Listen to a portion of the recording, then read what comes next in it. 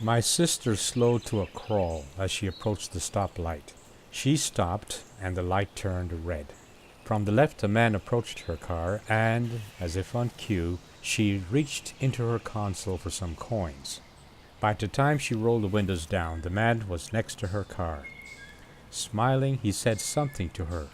It was complimentary, and she gave him the coins as she returned the smile.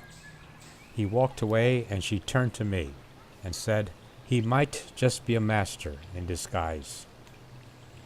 The light turned green, and we proceeded. A master in disguise. She might have been joking, but still, I could not easily dismiss the statement. A master in disguise. Judging from his dress, his demeanor, his manner, I thought such a title might be misplaced. Then I caught myself making a judgment based upon my perception. We, you and I, tend to make a lot of judgment calls about people based on perception. Innocent, unarmed people are murdered every day based on perception. People sell their homes, houses, based on perceptions of their new neighbors. Jobs are declined based on perceptions. Lies are accepted and verdicts expressed by jurors based on perceptions. The innocent goes to jail. The guilty set free based on perception. Lives are ruined because of perceptions. As these thoughts raced through my mind, I recalled a beggar, perception, in Hampton, Virginia. He said he was a veteran, and I gave him all that I could. I always do with veterans because it is my perception that veterans are treated badly in America. You may have your own thoughts on the subject. But back to this veteran in Hampton. One day I caught a glimpse of him sharing the funds he had collected with another man in a wheelchair. My perception was that the funds were collected and shared, perhaps with another veteran. To some, life, I think, is all about perception. Knowledge and experience, of course, should be paramount, but in the end, we determine our actions based on perceptions. Your personal perception decides how you treat your neighbor, your family members, the next human being you encounter. Reality seems to be there somewhere, but its influence is not as important to many people as perception is. I have a cousin who refused to share her money with beggars. They should go out and work just as she does and not bother her for her hard-earned cash. They are like leeches, she says. Her intolerance is based on her perception, just as you never really see me as I really am. What you see is your perception of me. In other words, you don't, for the most part, ever see me, just who you perceive me to be. Of course, there are exceptions.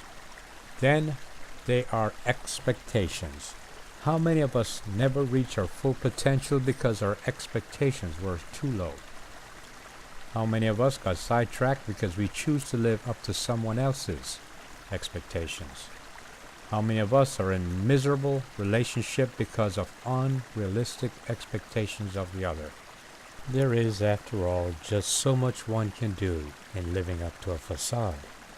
We are judged based on expectations, just as we are belittled because we fail to meet the expectation of another.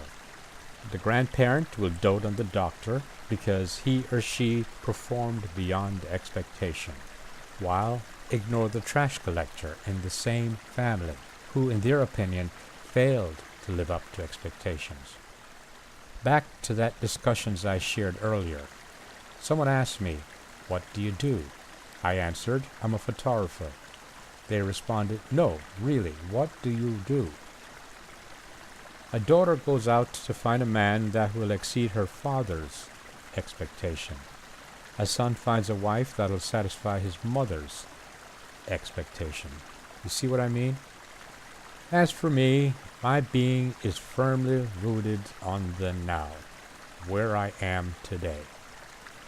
I am not who you perceive me to be, and I can never satisfy your expectation. I have no predetermined paths to follow.